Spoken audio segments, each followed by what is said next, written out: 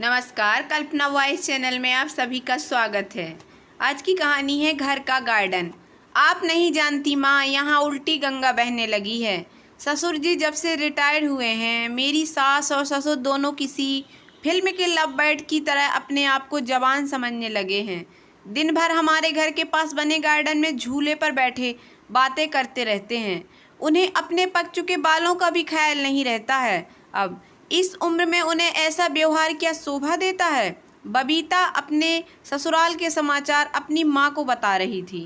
तभी सास उदास मन से रसोई घर में जाती हैं, क्योंकि बहू की वो कड़वी बातें उन्होंने सुन ली थीं।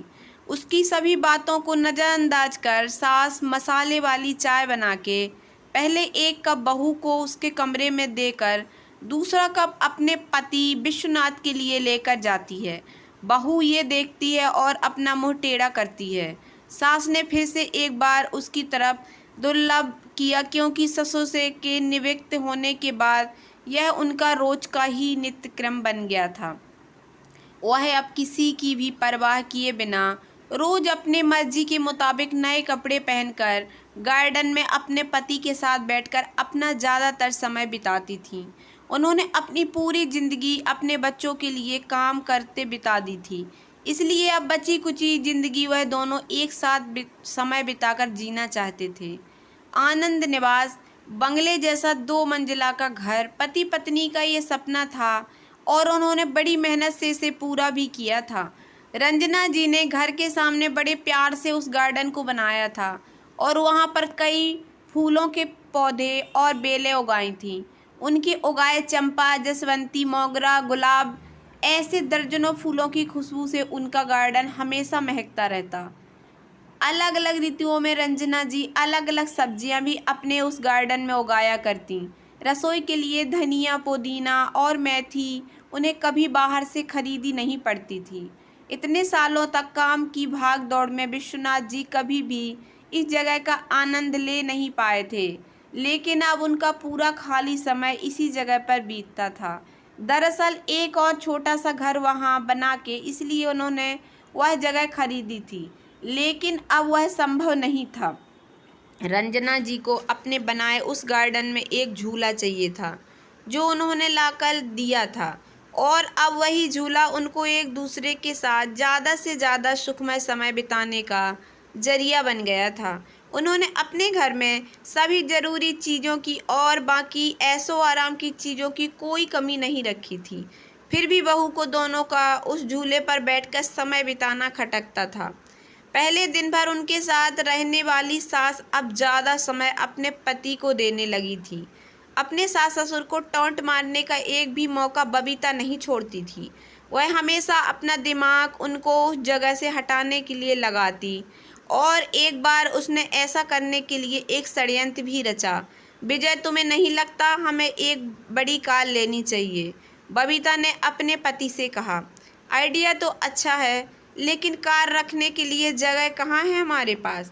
एक ही छोटा सा गैरेज है जहाँ सिर्फ एक कार के लिए जगह है। विजय ने चिंता वाले स्वर में कहा। कौन कहता है जगह नहीं है? वह गार्डन है ना जहाँ आजकल 2 लव बर्ड्स अपना डेरा जमाए बैठते हैं। बबीता ने पति की तरफ तिरछी नज़र करते हुए कहा। आजकल तुम कुछ ज़्यादा नहीं बोलने लगी हो? विजय ने अपनी पत्नी को फटकार लगाते हुए कहा। लेकिन सच तो ये था कि उसने भी इस बारे में अपने पिता से बात करने का मन बना लिया था। अगले दिन विजय पिता के पास गया और उनसे बोला, पिताजी, मेरा और आपकी बहू का मन है कि एक बड़ी कार ले ली जाए, पर बेटा हमारे पास पहले से एक गाड़ी है ना, दूसरी गाड़ी लेने के बाद हम उसे रखेंगे कहाँ? विश्वनाथ जी ने कहा। पिताजी, इसी गार्डन में एक नया गैरेज बनाने की सोच रहा हूँ।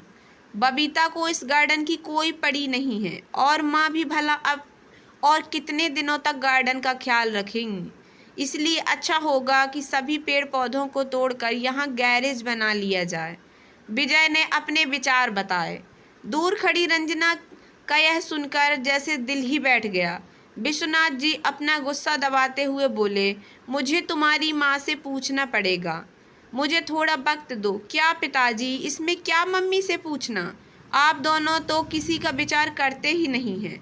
दिन भर झूले पर बैठे रहते हैं, बिना 4 लोगों के बारे में सोचे। अब बबीता घर में है, छोटे बच्चे भी हैं घर में, और आने जाने वाले लोग भी तो आपको कैसे देखते हैं। आप किसी का विचार नहीं करते। विजय थोड़ा चिढ़ते हुए ही बोला। अंदर से बबीता की बड़बड़ भी चालू ही थी। विश्वनाथ कुछ नहीं बोल पाए। उस दिन बेटे और बहू ने बाहर से अच्छा खाना मंगवाया था, लेकिन रंजना और विश्वनाथ जी के गले से निवाला उतरे ना, ऐसा हो गया था।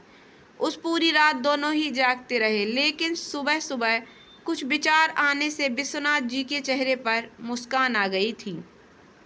विश्वनाथ जी खुद रसोई घर में जाकर चाय बनाकर लाए थे, लेकिन रंजना जी इतनी निराश थीं कि वह आज बगीचे में किसी भी पेड़ पौधे को पानी तक डालने नहीं गई थीं। पूरा दिन तो बड़ा ही नॉर्मल तरीके से गुजरा था, लेकिन शाम को विजय की आंखें फटी की फटी रह गई थीं जब उसने घर के आगे घर भाड़े से देना है का बोर्ड पढ़ा था। विजय ने विश्वनाथ जी से कहा, पापा, माना कि हमारा घर बड़ा है, लेकिन इसका यह मतलब थोड़ी है कि हम उसे भाड़े से दे दें। बेटा, अगले महीने मेरे साथ काम करने वाले शर्मा जी रिटायर हो रहे हैं और वही अब इस घर में भाड़े से रहेंगे। विश्वनाथ जी ने कहा। लेकिन वह कहाँ रहेंगे? विजय ने अपनी शंका भरा सवाल पूछा। घर के उस हिस्से में जहाँ तुम रहते हो, विश्वनाथ जी ने कड़क आवाज में कहा। और पापा, हम कहाँ रहेंगे? नरम पड़ती आवाज में विजय ने पूछा। बेटा, मैं मानता हूँ कि मैंने तुम्हें इस लायक तो बनाया है कि तुम अपने पैरों पर खुद खड़े हो सको, इसलिए तुम्हारे पास 1 महीना है। तुम अपने लिए नया फ्लैट ढूंढ लो या कंपनी के फ्लैट में रहने चले जाओ। वहाँ तुम्हें तुम्हारी उम्र के लोगों का साथ मिल जाएगा और इस घर में हमें हमारी उम्र के लोगों का साथ मिल जाएगा। तुम भी सुखी और हम भी सुखी। विश्वनाथ जी ने सब कुछ साफ साफ बताया। पापा, लगता है आप तो नाराज हो गए। कल मैंने जो भी कहा मेरा वह मतलब नहीं था।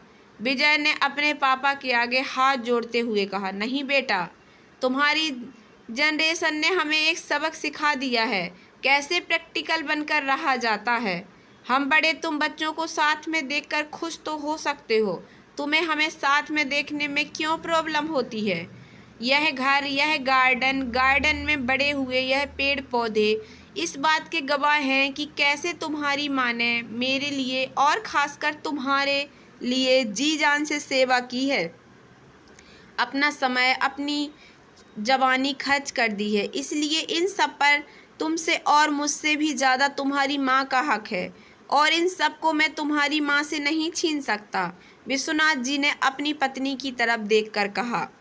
तो दोस्तों, कैसी लगी आप लोगों को ये कहानी? अगर आप लोगों को ये कहानी थोड़ी सी भी पसंद आई हो तो प्लीज़ मेरे वीडियो को लाइक कर देना। चैनल पर नए आए हों तो प्लीज़ सब्सक्राइब कर लेना और ज़्यादा से ज़्यादा शेयर करना। ऐसी कहानियाँ मैं लाती रहती हूँ। धन्यवाद दोस्तों।